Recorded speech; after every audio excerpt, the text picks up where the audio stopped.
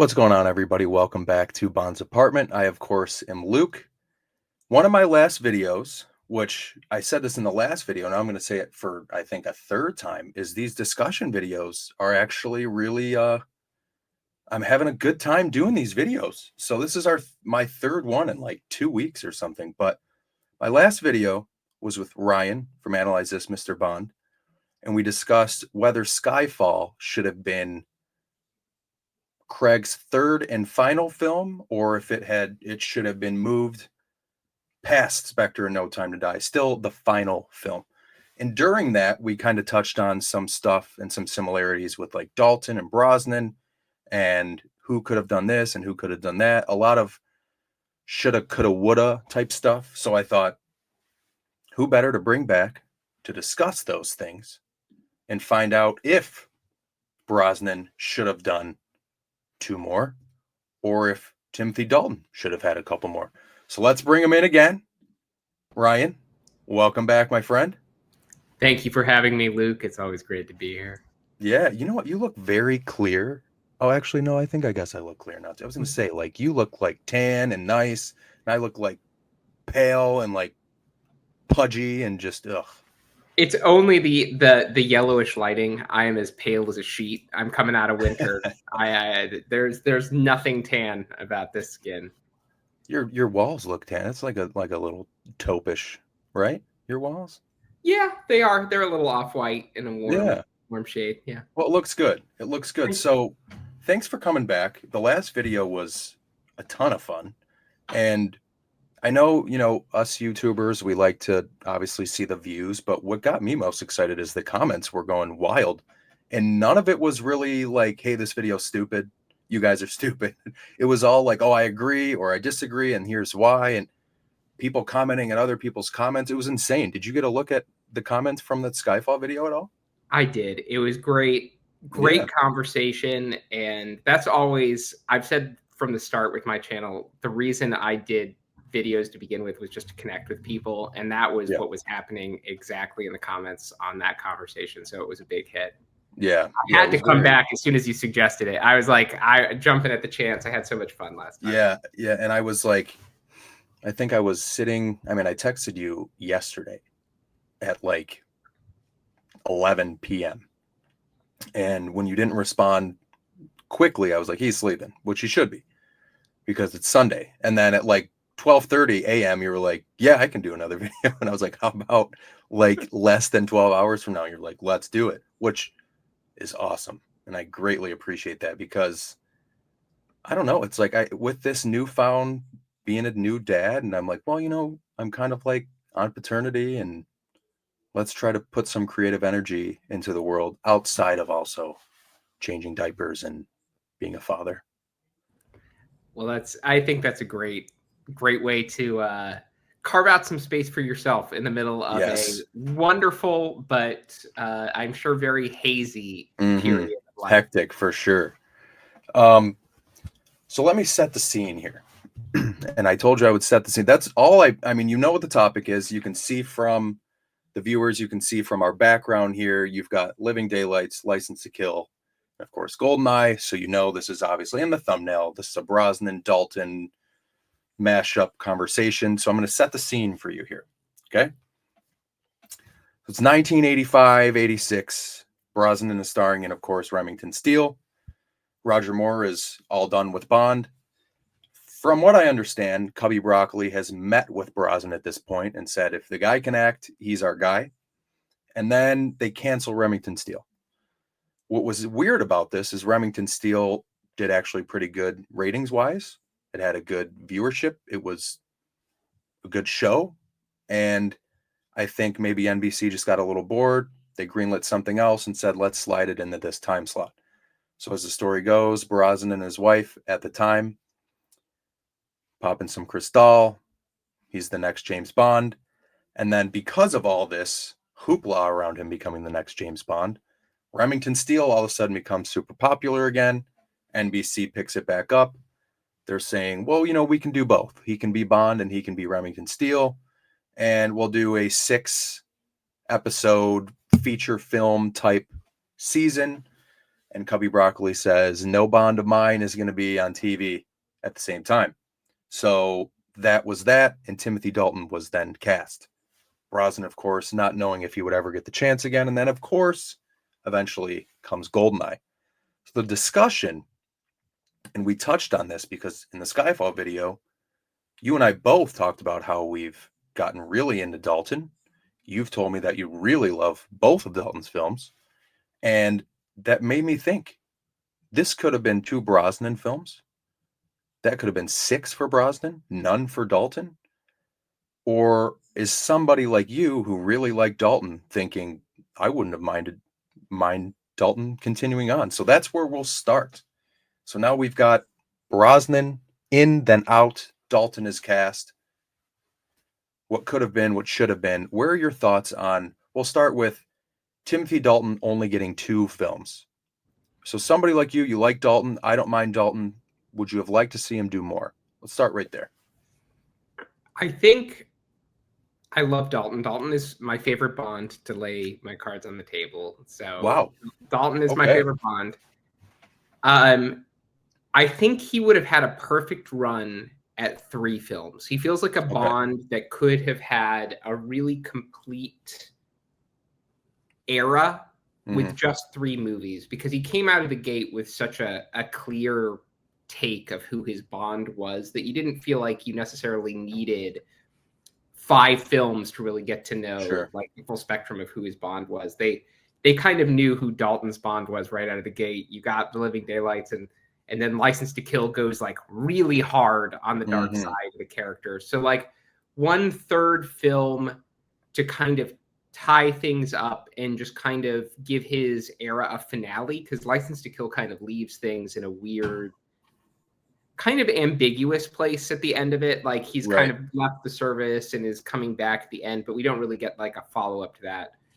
Would have been really great for his version of the character. I really would have loved that.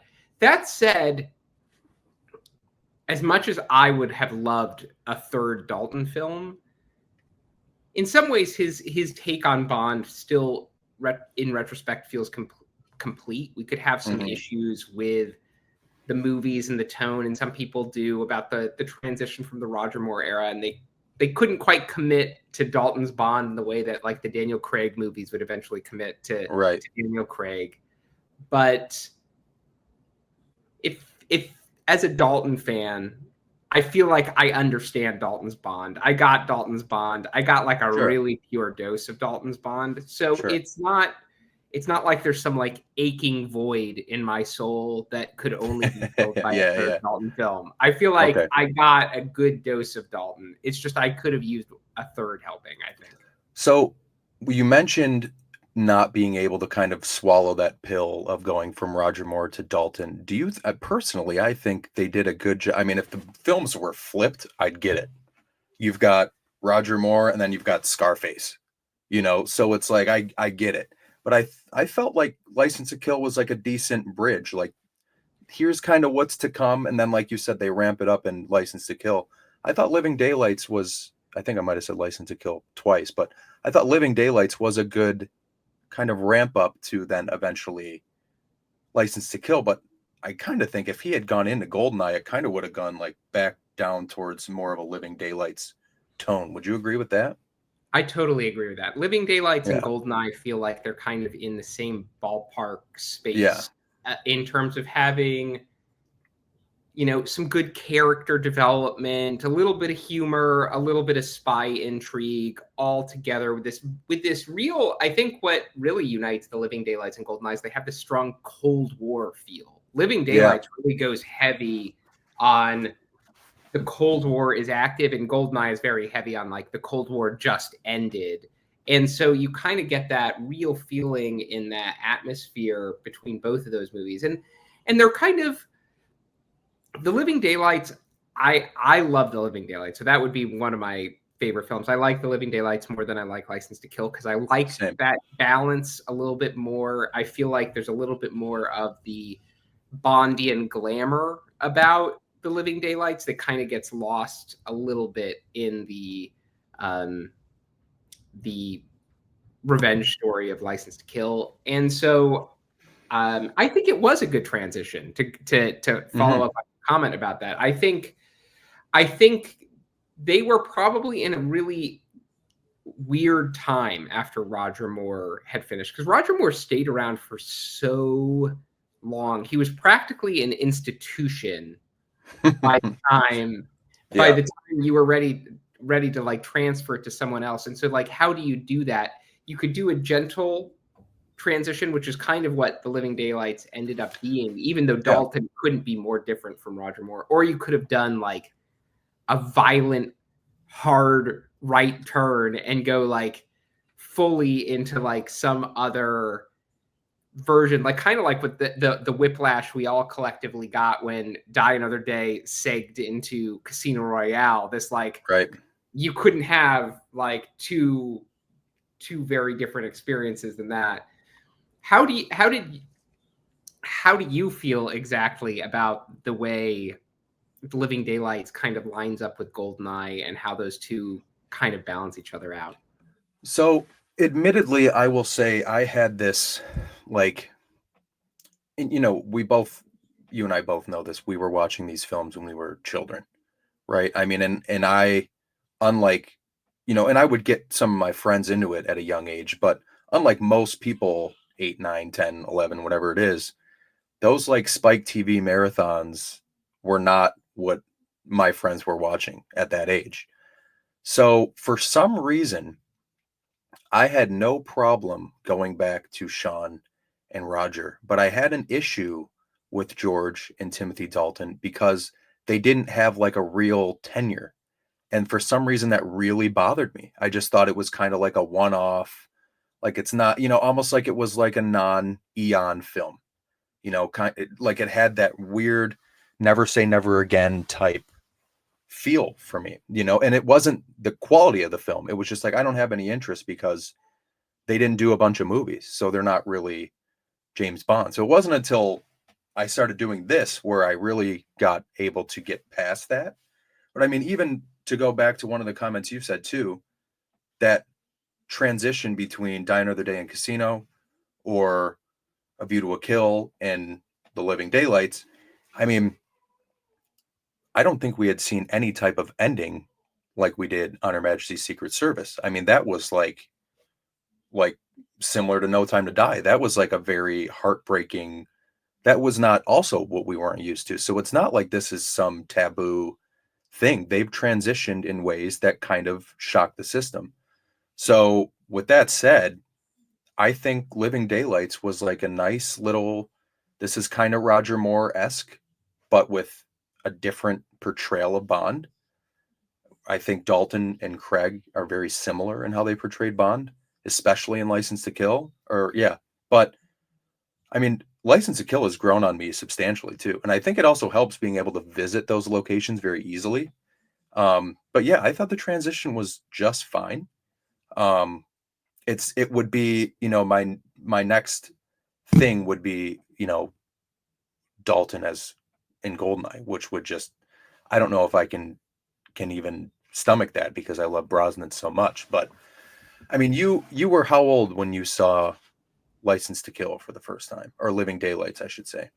Oh, geez. I think I was so I started watching the Bond movies when I was like 11, and I started with the Sean Connery movies. So Tomorrow Never Dies came out in theaters.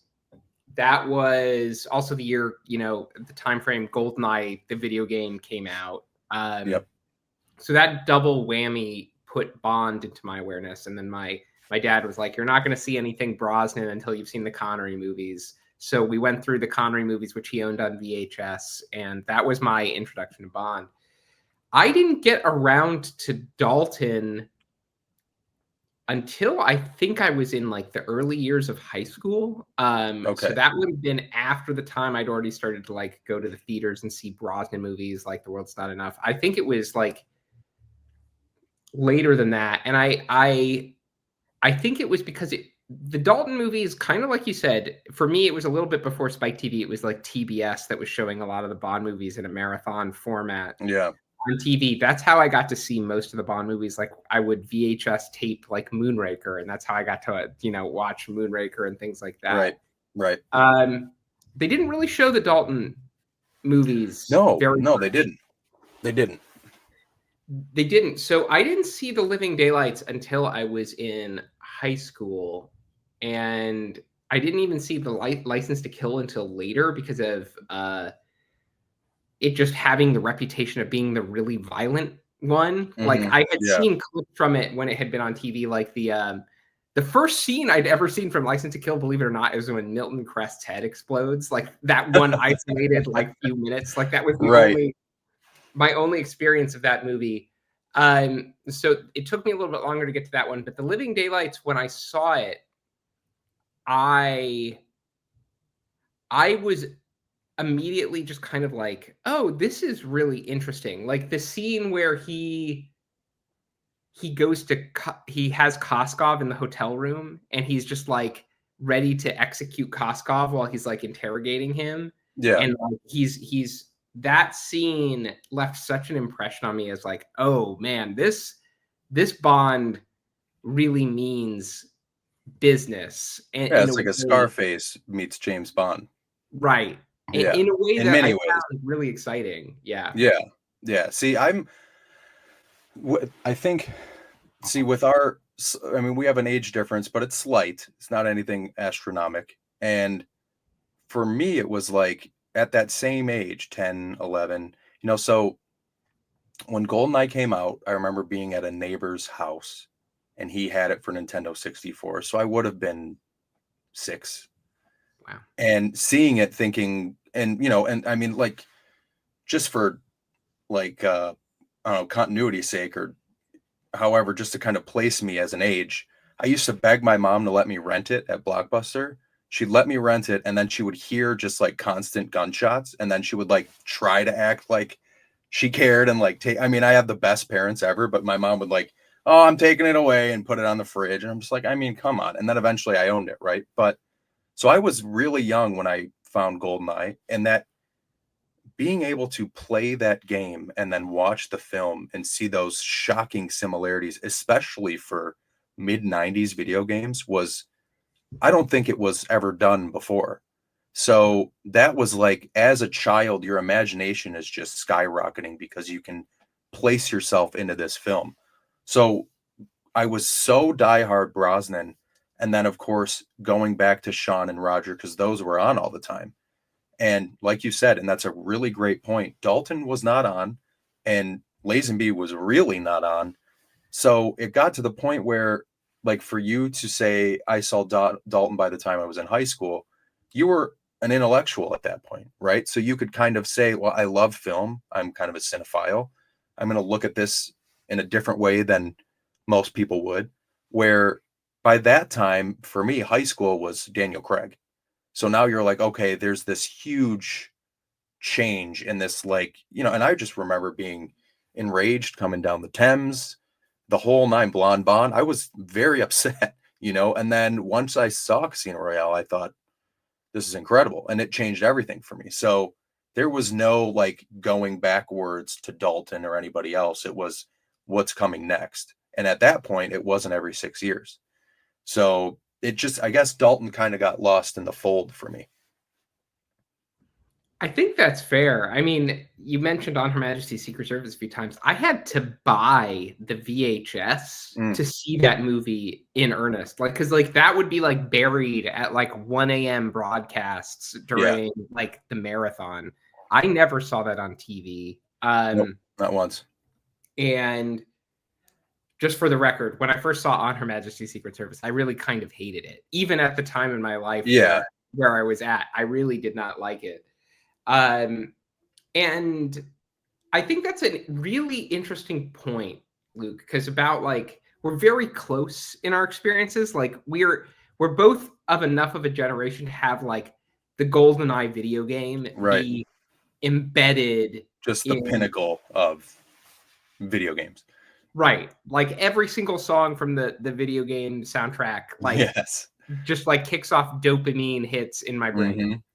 But the difference in the way like you coming to Craig at the same time I kind of came around to Dalton is really interesting, which is to say like they are they wouldn't have worked for me as Bonds at the time that I was kind of falling in love with the character. Like as a kid, I really loved the fantasy. My favorite Brosnan movie for a very long time growing up was just Tomorrow Never Dies because of the big spectacle and Yeah, fun of it. My favorite Connery movies were Thunderball and You Only Live Twice, the big spectacle movies with all the big colorful action. sure. I don't think I would have been ready for to appreciate what Dalton was bringing to the table until that time. But it's I also have a weird paradox in the sense that GoldenEye, I didn't see GoldenEye until after I had seen Tomorrow Never Dies and The World Is Not Enough. It was the third Okay. Brosnan I had seen. Yeah. And so I kind of looped back to it. My parents didn't really want me to see it because of the Xenia Onatop stuff, which Nice. they perceived as being a little bit more extreme, which I guess in retrospect it is, because like Oh it's yeah. even hard to imagine a movie getting away with it today. Like, can you imagine a Bond film doing the Xenia Onatop gags right now? Like It'd just be ridiculous. Yeah, it'd be ridiculous. it just seems like it wouldn't happen. But I saw it over a friend's house after I had seen, like probably around 2000, like the year 2000, after I'd seen The World Is Not Enough. Yeah. I saw GoldenEye. So I had known the So video you didn't game. see GoldenEye until around 2000. Right. So Yeah. we're like fast approaching Die Another Day, and you're just now seeing GoldenEye.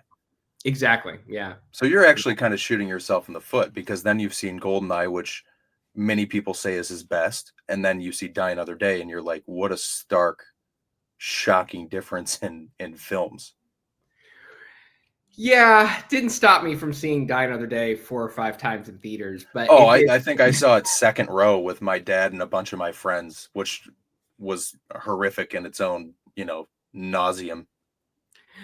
It yes.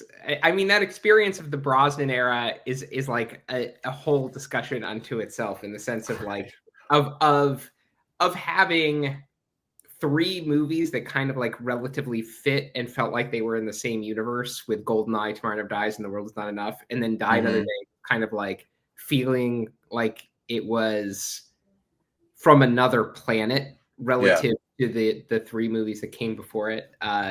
A very different thing. But to bring it back to the Dalton versus Brosnan conversation that we're here to talk about, like I Brosnan was a very easy love for me. I understood Brosnan right from the outset. I saw Brosnan on like TV guide covers and movie posters and instantly understood the appeal of James Bond looking at this guy. Yeah. I think you can say what you want about Pierce Brosnan as James Bond, but nobody like just instantly looked more like James Bond than Pierce Brosnan. Yeah. Like, you see that guy and he just like feels like you came up with a caricature of who James Bond He's is. just very, very Fleming. He's like the closest they had ever come to what was on the page. I mean, Dalton's similar, but I think obviously Brosnan's probably a little prettier, Yeah. and a little more suave, where, Dalton, like we said, is a little more Craig-like. I mean, what's wild to me is thinking about how when Dalton gets cast, and I read this in an article today, I was doing a little research, they cast him pretty quickly. Mm-hmm. So the story kind of goes that Cubby Broccoli was like, oh no, like I like Dalton. I wasn't necessarily all in on Brosnan. It's kind of like, well, I don't know about that, because you also said the opposite. But what's strange to me is even those two actors are so different. So say he did have an A and a B, say A, just for argument's sake, and this is a Brosnan-esque video, say Brosnan was A and Dalton was B, which I guess technically he would have been, realistically, because Brosnan did get cast. Yeah. How are those your A and B? They're nothing alike. So I mean, could you see Brosnan crushing License to Kill? No, I don't think if Brosnan did Living Daylights, we would have gotten the same kind of License to Kill. I mean, it might have been a similar story in the end. Maybe it would have been about drugs in Mexico, but like it's hard to Brosnan can play tough and dark, and I think he can play Sure. tougher and darker than he was ever allowed to during his Yeah. run in a lot of ways, but that wouldn't have been the natural leaning. Like if you No. picture him doing the Living Daylights as we know it, right? The humor is going to pop a little bit more, and some of the darker moments are going to be played a little bit softer, which is the Right. opposite with Dalton. Like you get probably a very differently calibrated version of whatever License to Kill was. Yeah. It's actually a great point that you bring up. Like, how were these two guys like Cubby Broccoli's Top shortlist? two. Yeah. And maybe that just came down to the fact that like Cubby Broccoli is spinning a narrative a little bit. And the fact is, like, when Brosnan didn't work out, he didn't have like, you have to have an actor who's available and an actor who can do it. And like that Looks the short list part must and have been very, very short. And right. Dalton had been considered way before, when Dalton was like in his 20s, and you know, like they were transitioning earlier on when he was way too young to take on the role, in my opinion. But like they Yeah. had looked at him, and maybe that was just all it was. Like Dalton was the right guy in the right place at the right time, and Albert Broccoli just said, hey, he was the guy I always wanted. I don't know if that's true or not, but like there has to be something in that. If you go to the point of like getting ready to shoot with Pierce Brosnan, and then at the last second you're like, well, Brosnan isn't working out, I have to find somebody else. Like your options are really limited, and Yeah. it just might be that Dalton was the guy that made sense. So I'm obviously completely paying attention, but you kind of sparked something. When I was doing this research too, you made a great point. It's kind of like maybe it was a short list, but the list wasn't necessarily the best list. Weren't there quite a few like American megastars auditioning for this that probably just didn't make any sense?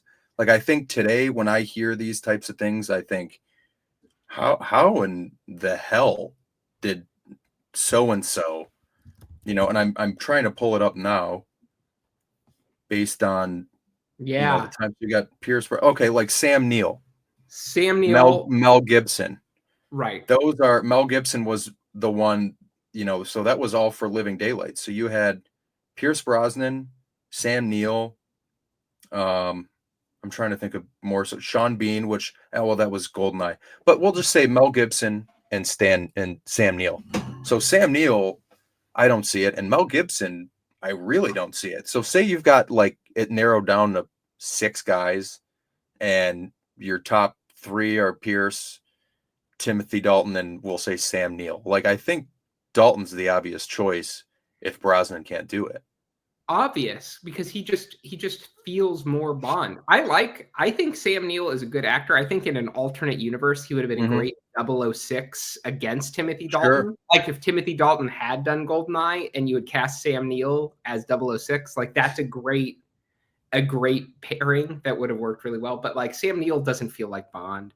No. Mel Gibson was like, as far as I'm aware, I know he was always kind of like in the mix because of studio pressure, and I'm unclear on like the exact timeline of all the different Mel Gibson stuff off the cuff of this, but like he never felt right for Bond. Like he doesn't have the elegance. Like elegance isn't what comes to mind with Mel Gibson. No. Dalton, there are aspects of Bond that Dalton, as much as he's my favorite Bond, Dalton doesn't do certain things well, right? Like Dalton is not instantly believable as like the full-on womanizer, like he's the pickup artist kind of right Bond. He's not that. Like when he does that in the start at the end of the pre-title sequence of The Living Daylights, where he crashes on like the yacht, and she's like so into this guy.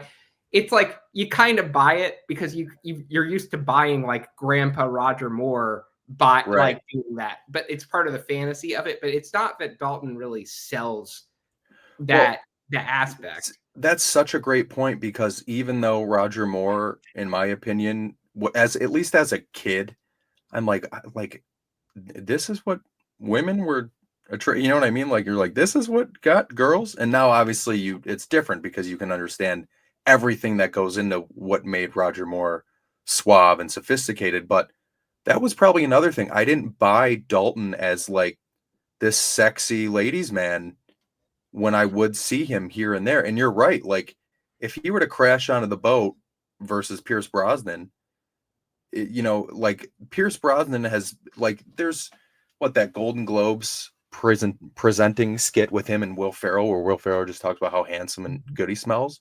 I mean, it's like it's a known thing. Pierce Brosnan's just unbelievably good looking guy, and that is something you need. But I also think to that point, like I think Dalton plays the like orphaned, I learned all this stuff better. Brosnan just seems like he's been rich his whole life, where Dalton and Craig kind of have that, like we grew up in a different way and we kind of learned this at school or this and that, like the whole Vesper train scene. It's pretty much sums up Craig and Dalton's bond, in my opinion. That's really insightful, Luke. And Thanks. actually that is actually, I think, really, really true. Like Dalton and Craig's bond feel like they pulled themselves up by their bootstraps a little bit. Yeah. Like they're working guys who kind of like made it. And it's, if we remember, like Brosnan's bond is introduced after the title sequence in GoldenEye, like wearing a like day cravat. He just seems like coming for money. Right. I will say though, to like just circle back to the romance stuff before we talk about the class stuff a little bit, because I think that's actually a really interesting road. I do think Dalton is really good at like tender romance. I think his relationship with Kara in The Living Daylights and the very like tender way he is with her and the way their romance kind of like organically has some like real tenderness to it. Yeah. Is unusual and is something as a Fleming fan I've always appreciated in Dalton's performances, because the Fleming Bond, as dark as a character as he could be, was also like a real softie when it came to his girls. In the books, it's a lot more like James Bond is just kind of like falling in love every assignment he has. It's a little less. The womanizer aspect really came in with Sean Connery's Bond and like them ramping that up. That Dalton does okay with that. I just don't buy like somebody's going to see Dalton walking down the street and suddenly like take their clothes off. Exactly. For lack of a better way to say it. Yeah. No, I agree. For lack of a better way, like that's just not really something I buy. But the class differential is something that's really interesting. And one of my favorite aspects about Dalton's Bond versus the other Bonds is he feels like he's the most like a working stiff. Like he really feels like he's a guy who's been in the espionage world for a long time. And he's a seasoned veteran and he's just kind of like tired of the BS, man. Right. Like he's just like, he just doesn't have like a tolerance for it. And that's something that The Living Daylights sets up so beautifully in like the opening of that movie, where he's working with Saunders on the assignment. And like, it's so clear that Bond is like such a seasoned veteran and has like been around the block so long that he knows what to do. He knows how to bend the rules. He doesn't really even care like if he gets fired, because he's just like, I'm just here. And I really like that, because that's such a nice change of pace after like Roger Moore's very superhero Bond to go to a Bond who just like this is a job. Yeah. This is a real job for Dalton's Bond. Like he's getting a paycheck. He's really just like working for the government, doing a job. And he's the only Bond that feels that way. Like even Craig's Bond doesn't feel like he's just like clocking in and getting a salary from the British government. Dalton's Bond really does. And I think that's a fun change of pace that he really leans into in both movies. I think that's magnificent in itself. You're totally right. I mean, because Daniel Craig is very for Queen at the time and country, like hellbent, and that's a really good point. Yeah. I mean, so as far as, let's talk about the class aspect a little more. So like you said, I mean, right when you see Brosnan, he's completely dolled up. Right when you see Timothy Dalton, he's like climbing up the side of a mountain. So you see very different sides of these guys right away. Do you think that informs that kind of version of the character at all? Just like at least just how you're introduced to those bonds? It does, but I'm thinking about a little bit about it. In some ways, the Living Daylights and GoldenEye actually take very similar introduction paths. Like they kind Mhm. of like start with this very tactical mission, right? Dalton is kind of parachuting in, Brosnan is jumping off a dam, and then he's like in this Cold War. It's similar but different in the sense that Brosnan is introduced with a punchline, like Yeah, "Excuse me, I forgot to knock," and like punches right, out the right. guard. Whereas Dalton is introduced, and this is, look, I'm a Dalton fan, so if you don't share this opinion, that's fine. I think the shot that introduces Dalton in the Living Daylights is just fantastic, where the guy has been killed, he falls off And the he's cliff, watching them fall. and Yeah, yeah, and Dalton hears the scream, and he just like turns around, and then he's suddenly there, and is like investigating this murder right off the bat, and is just like so focused. yeah, It's such a clear, like, this guy is on it. This guy is a professional. This guy is like somebody we can trust to get the job done yeah. right from the outset. That I really like, love how that communicates it. I think the difference comes in the way that like you go from that to what's kind of like next. And like Brosnan is introduced after that pre-title sequence, like rolling around in the Aston Martin DB5. They both have Mhm. Aston Martins. Like it's not universes Well, apart. one's like a working man's Aston Martin, and the other one's like, like this is just, I don't even know how to say it. Like, I mean, at that point, if it's, I mean, both of their bonds, it would be like, this was my father's car. If they were both driving the DB5, I mean, Brosnan can be like, oh, I inherited this from somebody, or this was a gift. Where Right. the V8 is a totally different breed of Aston Martin. I mean, that's like American muscle, direct competitor. I mean, I think we're kind of like stumbling on to some pretty serious. And you're right, like they both start off in a very tactical setting, but Mm-hmm. an amazing call out too with what Brosnan's first line, and he's basically hanging upside or he is hanging upside down, Yeah. and it's like you see him. It is so true. It's like one of them's just like this close up of this guy just immediately like in action, and the other one's like, oh, let's hit him immediately with a little bit of a joke. And then even in that scene in Goldeneye, throughout the pre-title sequence, there's multiple kind of him and his exchanges with 006 and Buy Me a Pint and all these different things. It's like they're just on another mission. Let's get this job done and go to the pub type of thing. Where Mm-hmm. until Dalton ends up on the top of the boat, he's like all business. Where Brosnan, it's like they're both seasoned, but they're treating it, like you said, very differently. Right. Like it's a game to one of them, and it's a job to the other one. It's an interesting way you do it, because like I feel like Brosnan is committed to the job. Like it's not like Brosnan's Bond is treating it trivially in the way that sometimes you feel that Roger Moore's Bond is just kind of like gliding through life, and it just Right, doesn't matter what the stakes are. right. But it's like more like Brosnan is like willing to let off steam, whereas like when Dalton is in like work mode, he is really Blue collar. focused.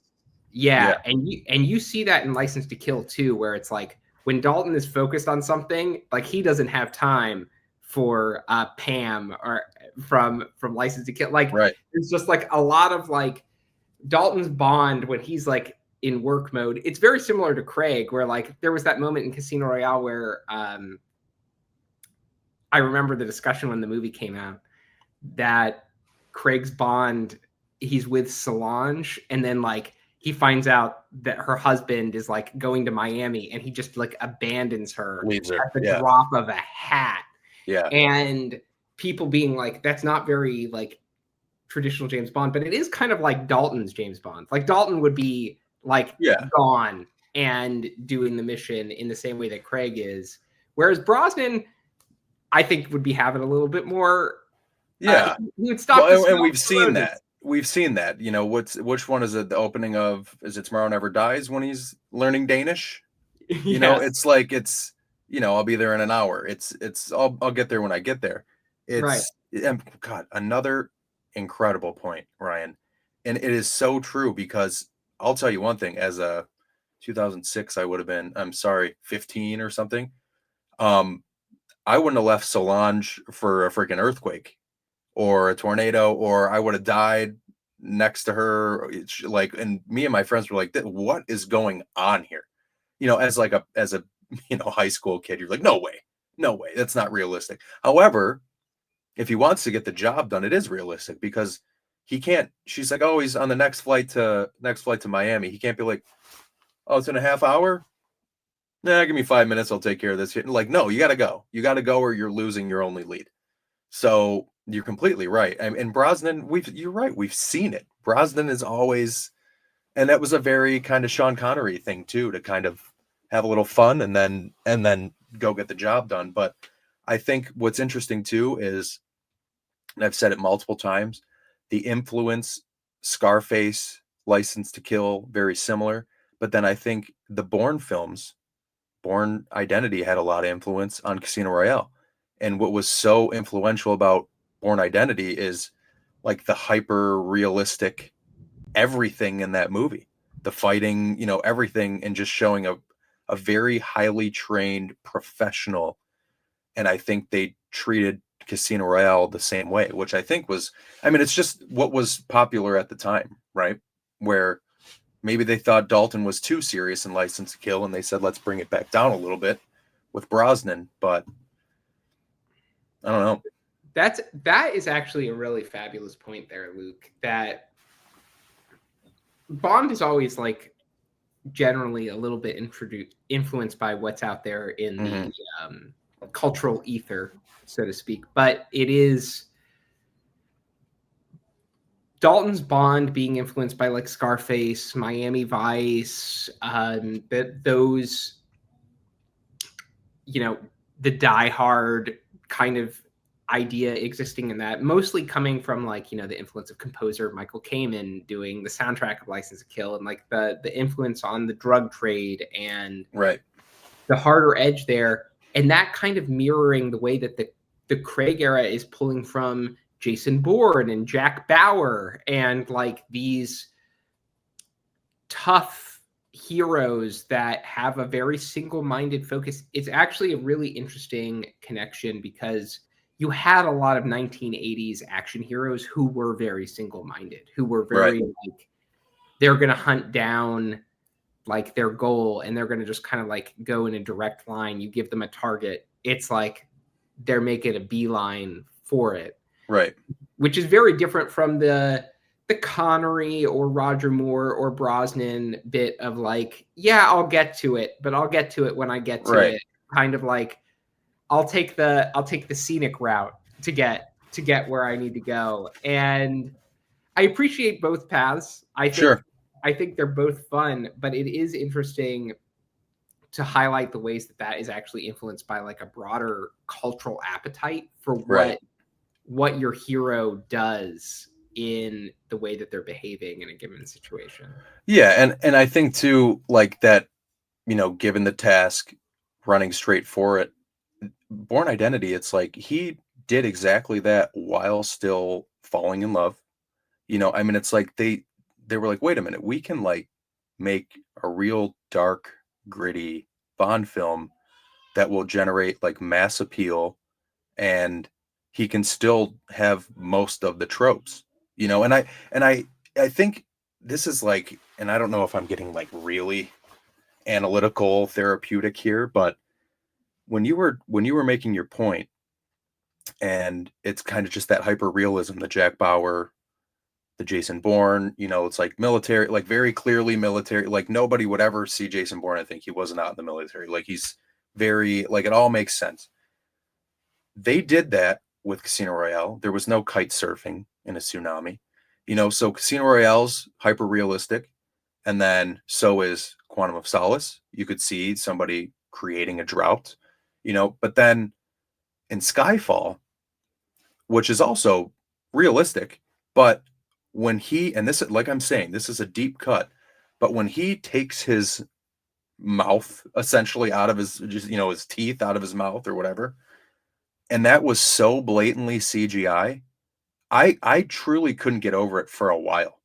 Like, and you and I just talked about it. Skyfall is one of my favorites, but it was like, wait a minute, like we were really, really realistic here. Like you didn't need to do anything like that in the previous two films, and now all of a sudden, it was like very blatantly like you can tell this is computer generated, and I was like, wait, like what are we doing here? We're kind of like taking a step backward, and I know that's a deep cut and it's a really quick thing, and it's not like a whole kite surfing sequence, but it's kind of like everything was completely doable, and then all of a sudden he can pull his whole jaw out of his mouth, and just the way it was filmed, it's like wasn't the best CGI of all time. That kind of was like, wait a minute here, like I thought we were kind of on this Jason Bourne, Bourne Supremacy, Bourne Identity path of realistic, and then this happens, and I was like, what the hell's going on? I don't know if that's like really far-fetched, but no, I think you've hit on something really important. So to bring it back to like the Dalton piece, like if Dalton had done the third movie, and the third movie ended up becoming GoldenEye, but there were a number of movies they tried to make in the interim, and some of them had some really wacky stuff for the third Dalton movie, like robot people and things like that. And that is the real worry I kind of have in my mind about like what a Dalton third movie might have been if it wasn't GoldenEye. GoldenEye, as it stands today, I think that's a really one of the most polished and consistent, very solid film. Yeah. Right. But like this temptation to kind of like around the third movie, make a pivot. You saw that with Connery, right? Dr. No from Russia with Love, very connected to the books, a little bit more grounded. You get to Goldfinger. Oh, well, here's the pivot into comedy. We're going to have a grandma with a machine gun. We're going to have like a lot of little things here that's going to like shift it.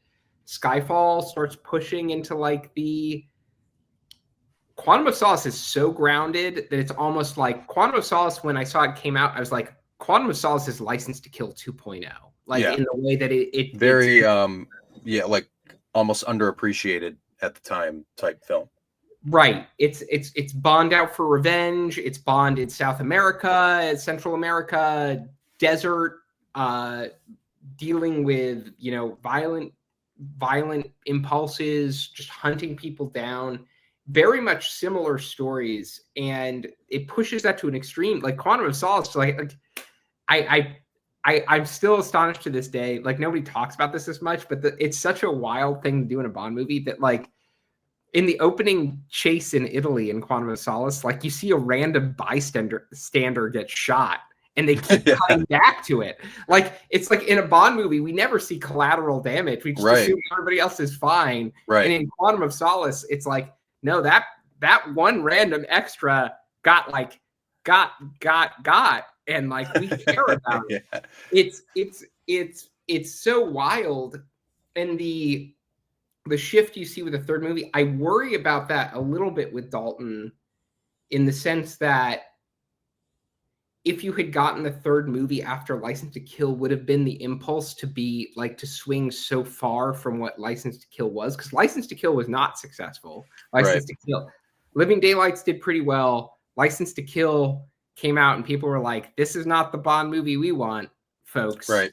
Would the impulse have been to like swing too far in the opposite direction in a way that wouldn't have been good for Dalton as an actor? I kind of worry about that a little bit, because I think Dalton was in an uneasy place when you get to the early 90s, in the sense that he had not yet firmed up his place as Bond. Now that's not too unusual. That's not too different from the place Roger Moore was in when he came in to do his third movie. The Man with the Golden Gun didn't do well, so it was like, we got to establish it. It could have been a smashing success. If Dalton had appeared in a movie as solid as GoldenEye, people would have been like, well done, Tim. But like, if it had been some of the things that didn't come about, we're probably better off not having those movies, because Dalton at least got to finish his era on his terms. I think License to Kill is the weaker of his two movies, but at least it's like the most Dalton movie. I think it's a complicated question, and I think it's a complicated question too because you kind of see the same kind of pivot happen like a movie later with Pierce Brosnan in his own era, where it's Hmm. like people keep talking about it. Like, what if Brosnan had done one after Die Another Day? Well, what if he had? What if it had just been like Die Another Day Part 2? Like, would you have Yeah. really felt good about that? I don't know. Another, Like, yeah, mediocre film. Yeah. right. So yeah, I don't know. How do you feel about those like third film like tonal pivots that happen for Bonds? So I mean, you're complete. Once again, completely right. What I was when you were saying that too. I mean, GoldenEye's what, 97, 5, 95. 95. Brando Okay, dies in so that's a 97. 6-year gap between License to Kill and GoldenEye. Right. So, like you said, he most likely it wouldn't have been GoldenEye. And then you made a point too. I mean, what was big around that time? Terminator 84, Terminator 2 was 91.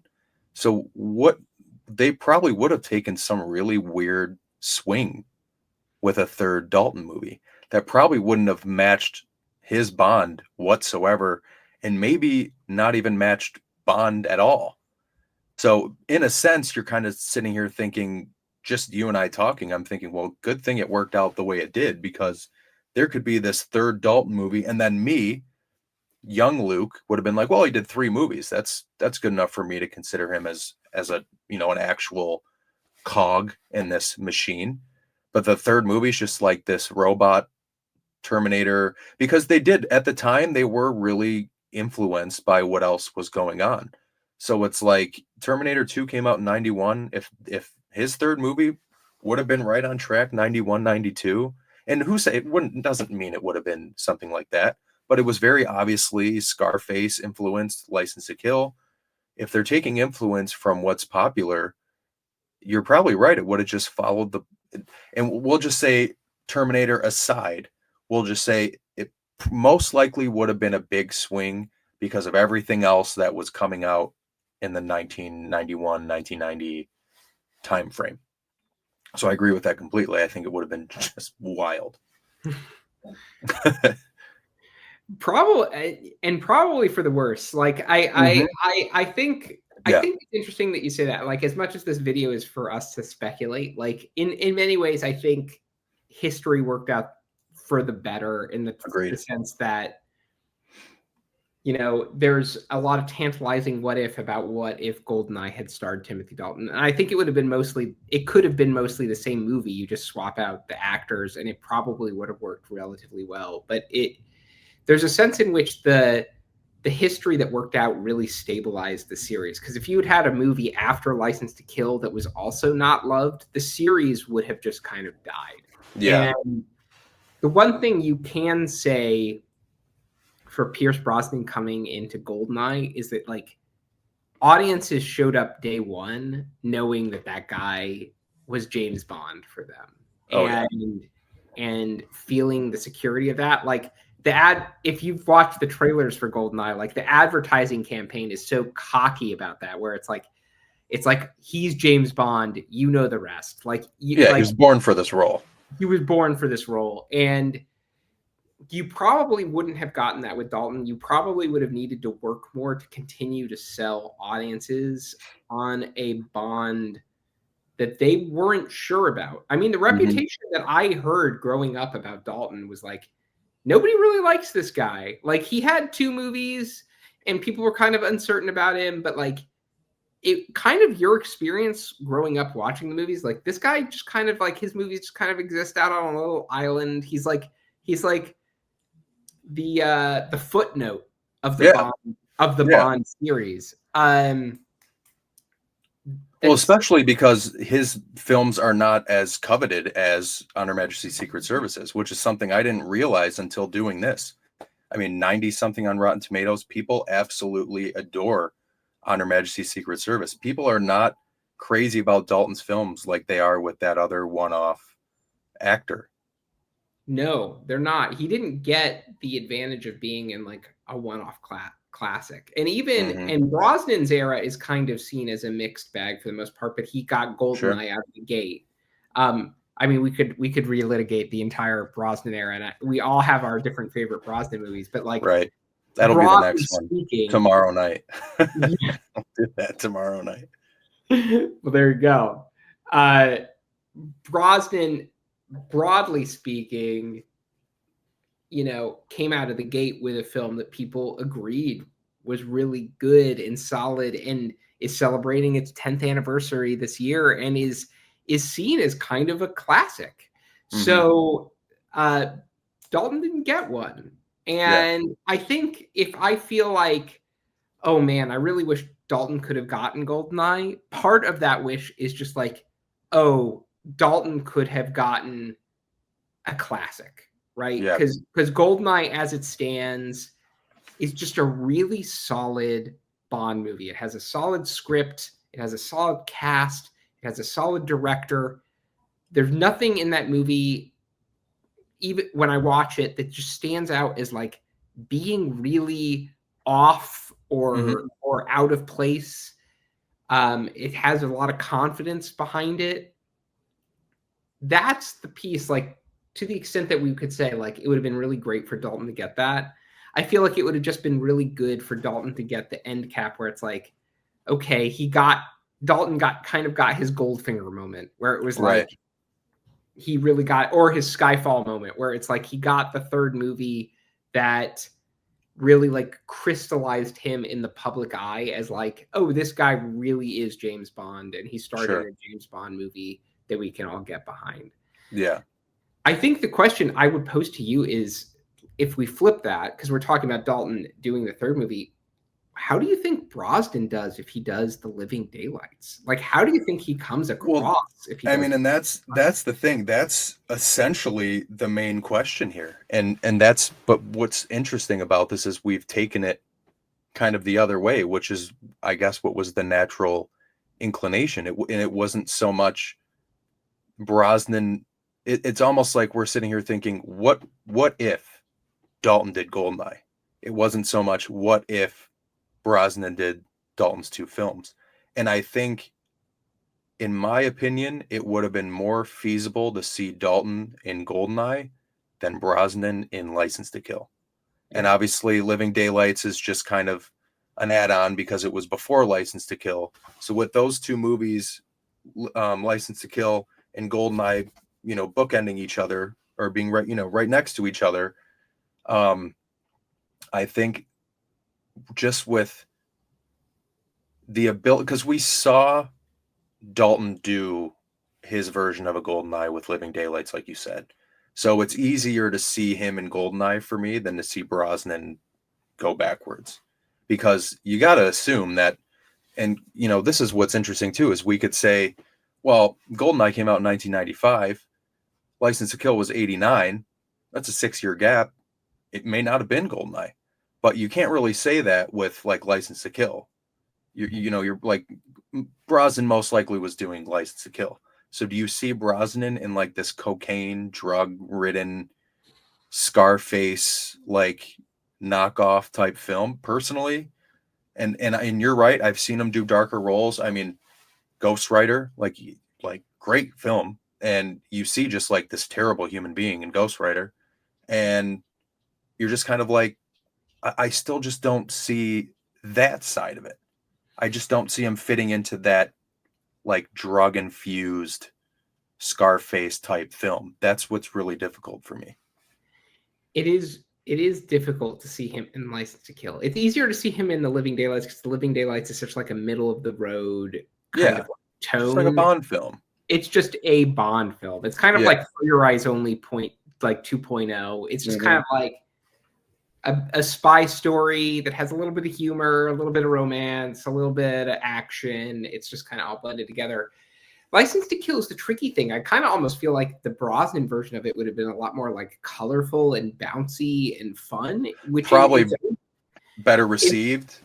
Maybe, but it also could have been worse, because I think like the worst parts of License to Kill are like the cheesy fun bits that don't feel that they fit. Like the version. Well, then do you see Brosnan pulling those off better than Dalton? No change to the script at all. Okay, so that's interesting. I would say I do.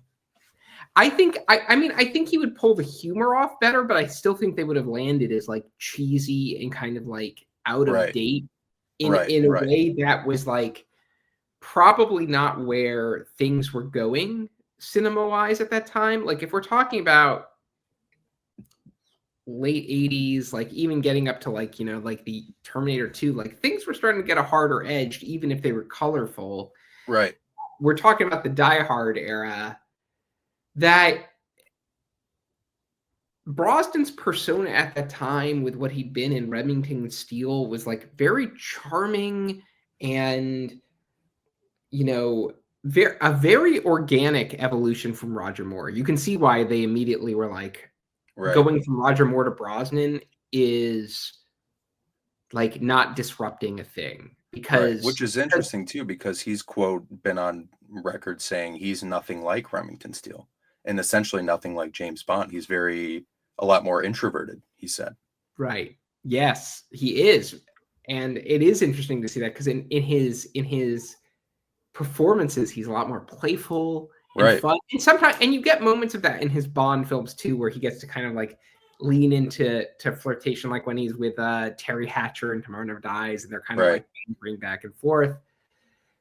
You get pieces like that. I really feel like really feel like Brosnan hit the role at the right time, and if he had gotten it when he started, like was originally pulled in to do The Living Daylights, like it was the right role at the wrong time for him. Like he Sure. probably wouldn't have been able to do that movie and hit, culturally speaking, like make the waves that he was able to do when he came in the mid 90s, and everybody was like, oh man, this This guy is is the on. guy. Yeah. So much so that like I had no idea who Bond was, but all I had to do was see a poster advertisement of Tomorrow Never Dies and be like, that guy Yeah. seems like the coolest guy I've ever seen in my life. That was my experience of like waking up to who James Bond was like seeing a poster for Tomorrow Never Dies. He's got there with the gun and it says like it's coming and it's shooting now. And seeing that and being like, this guy seems like the coolest man I've ever seen. Absolutely. I don't think you get that effect with Brosnan if he starts the role with The Living Daylights. I think it just doesn't play the same way. No, I agree. Well said. I mean, it's, and I think too, it's like, I think he was like on set making Mrs. Doubtfire when he got the call. And I know like, because there was I don't know if it was 60 Minutes or something for an anniversary of it, maybe the 25-year anniversary of Mrs. Doubtfire, when they all were doing the round table. Obviously, Robin Williams had passed by that point, and I don't think Sally Field was attending this, but it was Brosnan and like the kids, and they were all saying like, remember when you got the role, there was like a cake and all this stuff. But at that point it's like, Remington Steele, suave. Stuart Dunmire and Mrs. Doubtfire, really suave, just this very handsome, suave. It was like this natural progression. And at that point, if he was, and I read another thing that he wasn't upset when he lost Bond. He was like heartbroken. Like this was like devastating. Like he wanted this role. And we've said it, he was made for this role. So I think you're completely right. I think the way his career trajectory went towards the mid 90s, and for something like Mrs. Doubtfire to come out and people to see him in that, and he's basically just this sex symbol, and then next thing you know, it's GoldenEye. It just makes sense. I think it does. It does. And GoldenEye, which was kind of written kind of like The Living Daylights was, like in the way that it was just kind of be flexible in terms of whoever was cast, because there was a big question mark over whether it was going to be Dalton continuing or they were going to go with Brosnan. That he benefits a little bit from the way GoldenEye is written in that way, because GoldenEye has some darker moments too that he then pushes him out of that persona a little bit. And I don't know that Living Daylights necessarily would have played the same way that GoldenEye does with that. No. It would have pushed him to do that.